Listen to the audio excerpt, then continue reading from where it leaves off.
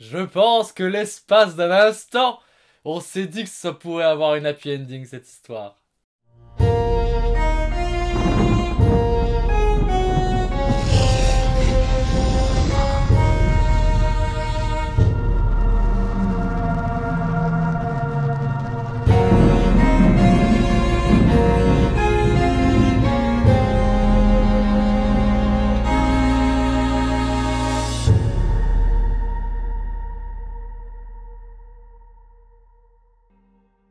Bonsoir à toutes et à tous, bienvenue sur ma chaîne JDR Game of Thrones. On fait du jeu de rôle ultra intense et ultra immersif dans l'univers de Game of Thrones.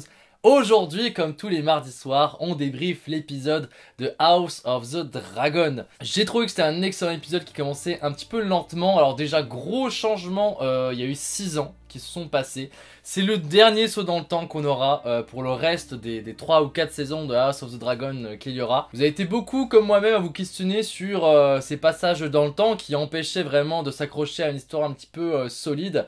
Et je crois que c'est quand on verra les événements marquants qui se passeront dans cette saison et dans les autres qu'on comprendra qu'on avait besoin de cet aspect très ficelé de la narration, de voir d'où venaient les problèmes, d'où venaient toutes les tensions entre les personnages, d'où venaient tous les rapports de force. Moi, en ayant lu les bouquins, mais je trouve que dans cette saison, il n'y a pas eu une scène à enlever qui n'a pas amené son lot de tension entre des personnages, de construction narrative entre plusieurs personnages. Alors, je vais revenir un petit peu sur les différents personnages pour que ce soit bien clair, parce qu'il y a des personnages qui sont à peine évoqués. Voilà, je vais juste revenir pour qu'on essaye de déterminer clairement où on en est dans la situation familiale des Targaryens et du pouvoir. Parce que ça commence à être un petit peu compliqué avec les oncles qui marient les cousines, qui sont les oncles des neveux de on ne sait pas qui.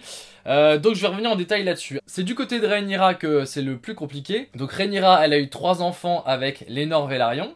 Avec Laenor Velaryon, Donc il y a Jaehaerys, Lucerys et Joffrey. Joffrey qu'on aperçoit qui est le plus petit. On le voit que pendant une scène cet épisode. Et donc on a les 2 supposés et très certainement fils de Arwen Strong. Sauf que, et ma théorie je trouve se renforce. Les 2 frangins, les 2 plus vieux, ils se ressemblent pas non plus. Enfin, ils se ressemblent, mais pas autant que Jaehaerys ressemble à Ser fucking Criston Cole. Enfin, c'est son fils, ça se voit sur sa gueule, c'est évident. C'est lui. Non, vous trouvez pas qu'il y a un air de ouf? Il a le teint un petit peu plus hâlé que son frère, il a les cheveux raides comme Ser Criston, alors que son frère a les cheveux frisés comme l'avait vraiment Arwen Strong. Je suis sûr, et c'est vraiment une théorie personnelle, parce que dans les livres, c'est supposé que c'est des bâtards Strong, mais il n'y a pas eu tout l'idée que Rhaenyra couche avec Ser Criston Cole, c'est des racrotards, c'est de la pure fantasy, voilà. Mais là, enfin, tout colle de ouf, je trouve qu'ils ont la même gueule, il a le même nez un peu Camus, voilà, enfin, pour moi, je pense qu'à un moment ils vont s'en servir de manière scénaristique où elle lui avouera, Ser Criston Cole lui dira, c'est ton fils par contre. Voilà, donc c'est une théorie tout à fait personnelle, voilà, à vous de voir si vous me suivez là-dessus ou pas. Et donc on a ces 3 enfants. De son côté, Daemon, le frère de Viserys, a eu 2 filles, 2 jumelles, Baela et Rhaena, avec Laena Velaryon qui malheureusement est décédée. Et Laena étant décédée et Laenor étant décédée, Rhaenyra et Daemon ont pu se marier. Et eux, ils ont de nouveau des enfants. Ça commence à être un sacré melting pot cette famille. Là, c'est un peu le bordel. Les enfants qu'ils ont, Daemon et Rhaenyra, c'est le petit Aegon et le petit Viserys. Voilà. Et je sais pas si vous avez compris, ça c'est clair, Rhaenyra au moment de cet épisode 8 est enceinte d'un 3e enfant. Et je vous parlerai de cet enfant évidemment quand elle accouchera. Alors Viserys a eu Rhaenyra avec sa première femme Aemma Arryn. Et ensuite, se remariant à Alicent Hightower, il a eu 3 enfants. Dans les livres, il en a 4. Et je pense que le 4e enfant arrivera quand même dans la série, mais pas de la manière dont vous imaginez. Voilà, c'est Daeron, c'est celui qu'on n'a pas encore vu. Donc les 3 enfants qu'il a eu avec Alicent, on a donc Aegon, qui est l'espèce de petit pervers mâle dans sa peau là qui est saoulé partout et qui se révèle être un horrible violeur évidemment. Voilà, avec cet épisode on voit qu'il a agressé une jeune servante et on revoit de nouveau cette utilisation du thé de lune qui permet d'éviter tout enfant indésirable et donc on force cette jeune fille à en prendre. Et je trouve ça vachement bien d'ailleurs de voir que Alicent, qui est victime totale de ce système patriarcal, elle en devient un peu la protectrice. Plutôt que de dénoncer le scandale que son fils viole une servante, elle étouffe ça, elle met la poussière sous le tapis pour pas que son fils ne soit entaché par ce qui se passe. Voilà, je trouve ça très intéressant au niveau du personnage, de ce que ça raconte. Donc ça c'est son premier fils. Donc Aegon, je sais pas si vous avez compris, il est marié à sa sœur Elena, qui est celle, je supposais dans les épisodes d'avant que c'était une clairvoyante qui est un petit peu farfelue, un petit peu... voilà, très loin de tout le côté politique, tout le côté médisance, manipulation qu'il peut y avoir à la cour de Port-Réal. J'aime vraiment beaucoup l'image qu'ils font de ce personnage. Je trouve qu'en quelques minutes, on sait très très bien comment elle fonctionne. J'aime beaucoup à moi qu'elle essaie de porter un toast à la fin. Et que il est un peu foireux quoi, mais il y a Otto Hightower, son grand-père qui lui dit c'est bien, genre oui, genre allez t'as essayé, c'est bien tu t'es lancé, t'as fait quelque chose de bien, c'était pas trop bizarre.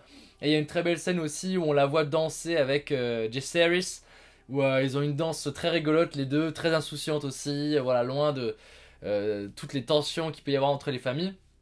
Jaehaerys et Elena, qui auraient pu être mariés, puisque je vous rappelle qu'il y a 2 ou 3 épisodes, Rhaenyra avait proposé que les deux se marient pour apaiser les tensions dans la famille. Donc marier la fille de Alicent au fils de Rhaenyra. Bon, ça ne s'est pas fait. C'est également évoqué, mais vous ne les avez pas vus, mais Aegon et Elena, qui sont mariés, ont déjà des enfants. Ils ont 3 enfants. À un moment, elle dit oui, où est la jeune fille, la jeune servante qui devait s'occuper des enfants. Voilà, on explique qu'ils ont des enfants, mais c'est pas encore précisé. Alors pour vous repériez, ces 3 enfants, c'est Jaehaerys, Jaehaera et le petit Mylor. Évidemment, vous découvrirez plus tard dans la série, mais c'est vrai que là, ça faisait beaucoup de personnages d'un coup. Et donc le 3e enfant de Alicent Hightower avec Viserys, c'est Aemon, celui dans l'épisode d'avant qui a conquis Vhagar, et on voit que d'avoir réclamé ce dragon tout de suite, ça a fait de lui quelqu'un de complètement autre. On est loin de cet enfant un peu timide qui se faisait bullied. Voilà, il a vraiment, je trouve, gagné en prestance, en contenance. Il a totalement une vibe à la Daemon. Je trouve que c'est vraiment ce que j'adore avec ce personnage là, c'est que tu sens qu'il est dangereux en fait. Il dit vraiment pas grand chose, mais tout ce qu'il dit est bien senti, bien vicieux. On voit qu'il est très fort aussi à l'épée, puisqu'il arrive à trouver une faille au combat contre Criston Cole. C'est Criston Cole qui est un membre de la garde royale, donc les membres de la garde royale sont censés être les meilleurs épéistes, les meilleurs chevaliers de tout Westeros. Donc déjà voilà, c'est quelqu'un de dangereux aux armes, et c'est quelqu'un d'assez vicieux qui est prêt à tout. Je trouve que c'est le roi des punchlines. J'ai oublié dans l'épisode juste avant, et je le regrette, de parler de sa première énorme punchline alors qu'il n'est encore qu'un enfant, où il dit à sa mère ne vous inquiétez pas mère, j'ai peut-être perdu un œil, mais j'ai gagné Vhagar et ça valait bien au change. Voilà, le gars il a perdu un œil, il s'en fout, voilà, du moment que il a réussi à conquérir son dragon, son immense dragon. Là il a une autre punchline qui est sympa aussi avec Sir Criston Cole. Quand Sir Criston Cole lui dit Aemond, je suis sûr que vous remporterez plein de tournois plus tard. Et il lui dit mais j'en ai rien à foutre des tournois. Enfin, on sent que lui, ce qui l'intéresse, c'est la vraie guerre, c'est le vrai combat, voilà, il s'intéresse aux choses vraies, voilà, qui bouleversent la vie des hommes. Et évidemment, Aemond a cette punchline incroyable au repas de fin, où il lève un toast et il dit allez, je lève un toast à ces enfants très intelligents, very smart, very capable and very strong. Ces enfants très forts. Alors strong évidemment c'est le nom de leur père, parce que il suppose que ce sont des bâtards, et ce qui fout une merde évidemment incommensurable dans ce repas. Sachant qu'il a été provoqué, je sais pas si vous l'avez capté, mais on lui amène un cochon rôti devant lui. Et son cousin, Lucerys, rigole parce que ça le fait penser à la Terreur Rose, le cochon qu'il lui avait préparé quand il était petit, parce qu'il n'avait pas de dragon à l'époque. Il lui dit bah tu vas monter ce cochon, et il l'avait appelé la Terreur Rose en référence à Balerion, le plus gros dragon qui ait jamais existé, qui était la Terreur Noire. Tous les nouveaux acteurs ont été vraiment très bien castés, je trouve qu'ils dégagent quelque chose de très chouette. Et donc ouais, c'est le jeune Aemon qui fout bien la merde dans cette très belle scène de repas qu'on a à la fin, où le roi Viserys espère que toute sa famille se réconcilie, et vraiment, l'espace de quelques minutes, on a vraiment l'impression que ça marche quoi. On a une scène magnifique entre Alicent et Rhaenyra, où elles commencent à se dire les choses, et on voit qu'elles sont touchées l'une par l'autre, et que Rhaenyra elle dit sans le dire, c'est ça que j'aime bien, c'est pas dit directement, mais elle l'avoue à Alicent, je comprends ce par quoi tu es passé, je comprends tout ce que tu as vécu,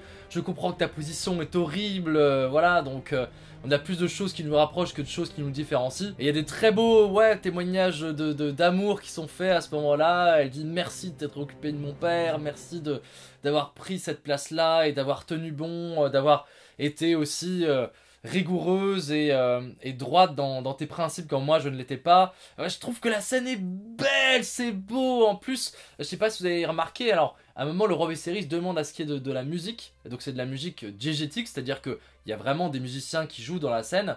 Et au moment où on voit cette famille qui commence un peu à se réunir et des liens qui commencent à se reformer, la musique devient extra diégétique, ça devient une musique d'ambiance qui vient mettre en emphase ce qui se passe dans le film, et donc ça devient vraiment une musique un peu orchestrale, très très belle, qui vient souligner tout ça. Du coup pour moi c'est vraiment ma scène préférée. Je trouve que cette idée de mise en scène là, c'est un truc assez classique mais je trouve qu'il marche très très bien. On donne un cachet à la scène et ouais c'est beau quoi, c'est touchant. C'est le moment où Jesse Harris il danse avec Elena, et l'espace de quelques minutes, on a un peu la paix qui revient. Mais, et ça c'est le malheur aussi de cette série, les conflits des parents ont été tellement insufflés dans les enfants que les enfants sont irréconciliables. Et donc on a cette scène de bagarre entre les jeunes, la team verte et la team noire. Les livres sont illustrés, et très joliment illustrés, et à un moment il y a un plan dans la série qui reprend très bien une illustration du livre où il y a Rhaenyra et Alicent qui sont assis à table, un très clair clin d'œil, avec en plus il y a un tableau de Port-Réal entre les deux, donc qui montre un petit peu les enjeux. Donc ouais, il y a cette très belle illustration pour montrer l'opposition entre les deux femmes, qui est reprise d'une illustration du livre. Et ça se termine avec Daemon qui regarde Aemond, et ouais, vraiment quand ils se regardent, même physiquement je trouve que les deux ont la même vibe. On sent que c'est les deux, on sent que c'est des mecs dangereux quoi, on sent que c'est ceux qu'il faut pas faire chier quoi, voilà. Dans les livres c'est vraiment décrit comme ça, comme une opposition entre les verts et les noirs, parce que elle a sa grande robe noire, Rhaenyra, et Alicent a toujours sa grande robe verte. À Port-Réal les gens désignent les deux camps comme les verts et les noirs. Et alors là ils le font pas, et ils n'ont pas explicitement décrit l'équipe, la team de Rhaenyra comme les noirs. Je ne sais pas pourquoi, peut-être parce que si on dit les noirs et qu'il y a des noirs dans l'équipe, on va trouver ça un peu bizarre. Je sais pas, écoutez, je sais pas pourquoi ils ont pas fait ça, ça me paraîtrait un peu saugrenu, voilà. Donc ouais, beaucoup de tension, on ne sait pas où le premier coup va être porté et d'où il va venir, mais évidemment je trouve que l'épisode met également en lumière un élément politique extrêmement important qui nous a été développé pendant toute la saison. C'est l'importance de la famille Velaryon dans le contexte politique de cette époque. Je trouve que la série a vraiment géré, mais de manière parfaite, la manière de montrer que les Velaryon sont une force politique quasiment égale aux Targaryens. D'autant plus parce qu'ils ont des dragons, mais surtout parce qu'ils ont une flotte incommensurable. Et là où se place le soutien Velaryon, le camp qui a comme soutien les Velaryon a une force militaire de son côté qui est absolument pas négligeable. Et donc on arrive à cette situation un petit peu critique où on nous dit que Corlys Velaryon est au bord de la mort. On ne sait pas s'il va survivre. Et c'est son frère Vaemon qui veut s'imposer pour reprendre les rênes de la famille. C'est quelqu'un de buté, on sent qu'il est très fier, très sanguin, mais quelque part comme le sont tous les Velaryon et les Targaryens. Je pense que si tous ces personnages-là, les Velaryon et les Targaryens, avaient des lentilles violettes comme c'était prévu au départ, ils dégageraient un truc avec leurs cheveux blancs et leurs yeux violets, et eux se considèrent presque comme une race à part. C'est juste des êtres humains avec un peu de pouvoir, de magie en eux, qui leur permet de dompter des dragons. Mais ça que les livres démontrent aussi, c'est des humains comme les autres. Et en même temps, c'est des lignées qui ont gardé leur sang pur pendant des milliers d'années. Enfin, la notion d'héritage dans ces familles-là est extrêmement importante. Et je trouve que c'est vraiment bien fait, parce que quand Vaemon explique devant la cour, enfin son point de vue, on peut parfaitement le comprendre, parce que je dis, ça a des milliers d'années qui gardent cette lignée, qui gardent entre le sang des Velaryon avec des mariages consanguins et tout ça, et d'un coup on vous dit, regardez, ces petits enfants là sont des Velaryon, et force est de constater que non. Le point de vue de Corlys Velaryon est de dire que on retient les noms et pas le sang. Et en même temps, le point de vue de Vaemond se comprend aussi dans ce cas-là. C'est totalement eugéniste, hein. Il y a franchement du nazi shit là derrière. Ça pue un peu, hein, en vrai, objectivement, si je veux donner mon point de vue. Et en même temps, je trouve que on comprend bien son point de vue, quoi. Et il y a aussi ce climax, une très très belle scène où, du coup, en mettant Vaemond à la tête de la famille Velaryon, les Hightower, Alicent et Otto mettraient toute sa flotte de leur côté. Et leur plan a l'air de bien se passer jusqu'à ce que Viserys rentre en scène dans un dernier coup d'éclat. Et je trouve que son maquillage est trop bien fait, ce masque en or est vraiment dégage un truc très très fort. Patty Considine est incroyable, cet acteur, il a fait une performance complètement exceptionnelle avec ce roi. Sa cape a l'air de tellement lui peser, il a l'air d'étouffer dans ses vêtements. Ça donne aussi une très belle scène avec Daemon qui l'aide à monter jusqu'à son siège. Enfin, toute cette scène est super et vraiment appuyée de manière grandiose par une musique. Parce que on n'a jamais eu une musique aussi belle, aussi forte pour ce roi, aussi intense, aussi... c'est une musique d'opéra, quoi. On n'a jamais eu ça, et c'est là, au pire de sa forme, quand il est vraiment au plus mal et qu'il est aux portes de la mort, qu'il arrive à accomplir un vrai coup d'éclat, un vrai coup politique, où il montre qu'il est encore là et qu'il ne lâchera pas l'affaire. Et ouais, je trouve que c'était une très très belle scène de fin quelque part pour ce roi. Un très beau dernier coup d'éclat. Qui se termine avec la mort de Vaemon Velaryon, voilà, où il dit « je vais te couper la langue ». Et non, il y a Daemon qui sort Dark Sister, et alors Dark Sister, c'est de l'acier valyrien. Alors je vous ai déjà dit, l'acier valyrien, ça peut durer des milliers d'années sans se briser, et ça tranche dans les êtres humains comme dans du beurre, quoi. Donc voilà, moi je savais qu'il allait mourir, j'avais oublié ce personnage-là, je suis désolé, à l'épisode d'avant, j'avais oublié que ce personnage-là existait, parce qu'en fait je l'avais lu en anglais. J'ai oublié que Vaemon c'était un Velaryon, mais ça m'est revenu. Alors dans les bouquins il se fait exécuter par Daemon, et ensuite sa carcasse est donnée à manger au dragon à Syrax, au dragon de Rhaenyra. Donc voilà, il a un destin encore plus triste. La série a vraiment développé son point de vue, a développé son personnage, l'a densifié. Et je trouve que ça donne lieu à un coup d'éclat assez incroyable. Je sais pas comment vous l'avez ressenti, mais je pense qu'il y en a pas mal d'entre vous qui ont dû être choqués. Voilà, j'ai parlé du coup des grandes lignes de cet épisode que j'ai trouvé très très chouette. J'ai très hâte de voir l'épisode 9 qui devrait se passer comme un épisode 9 de Game of Thrones. Voilà, je pense que si vous connaissez la série, ce n'est pas spoiler que de dire qu'il risque de se passer des dingueries. Alors l'épisode 9 et l'épisode 10, ça va être complètement ouf. Alors c'était un épisode où on n'a pas vu de dragon, voilà, c'était très politique et en même temps je trouve ça a vraiment toute la saveur quoi de ce qu'on aime dans House of the Dragon et dans Game of Thrones, c'était très chouette. On a des petits détails sur lesquels je suis pas revenu, on revoit le White Worm, comment elle s'appelle, l'amante de Daemon, qui effectivement a une espionne à la cour de la reine. Il y a des petits détails, par exemple Rhaenyra elle reparle à un monsieur qui s'appelle Lord Caswell, qui était la personne qui avait aussi essayé de l'aider quand elle avait fait sa marche, avec sa marche de la honte où elle avait son bébé dans les bras et où elle laissait une grande traînée de sang derrière elle. C'est un personnage qui revient. Comme d'habitude, c'est des personnages qui vont avoir leur importance. Ce n'est pas des personnages qui sont laissés là au hasard. Ça que j'aime bien dans cette série, c'est qu'il n'y a aucun personnage secondaire qui, même s'il a une toute petite apparition, est là de manière anecdotique. Il sera toujours servi, il resservira plus tard. Comme par exemple, je sais pas si vous avez remarqué, il y a 2 nouveaux membres de la garde royale qui ont rejoint la garde royale. C'est 2 jumeaux, Ser Eric et Ser Arik, qu'on voit se battre dans la cour, qu'on voit également dans les couloirs, et Alicent se trompe sur leur nom. Ces personnages-là ne sont pas là par hasard. On n'a pas juste popé un nom comme ça, ils vont revenir, ils vont avoir leur importance et tout ça. Encore une fois, c'est un travail de scénario hyper méticuleux que nous propose la série. Et ça y est, les sauts dans le temps, c'est terminé, rassurez-vous. Maintenant, c'est parti pour la vraie danse des dragons, pour 2 ou 3 autres saisons de conflits qui vont être absolument bouleversantes et qui vont vous mettre sur le cul. Je n'en ai absolument aucun doute. Bon les amis, c'était ma petite critique et ma petite analyse débrief de cet épisode. Je vous dis à la semaine prochaine, mardi 18 h pour l'épisode 9. Un épisode de dingue, vous n'êtes pas prêts? Let's go! Le feu et le sang, c'est parti!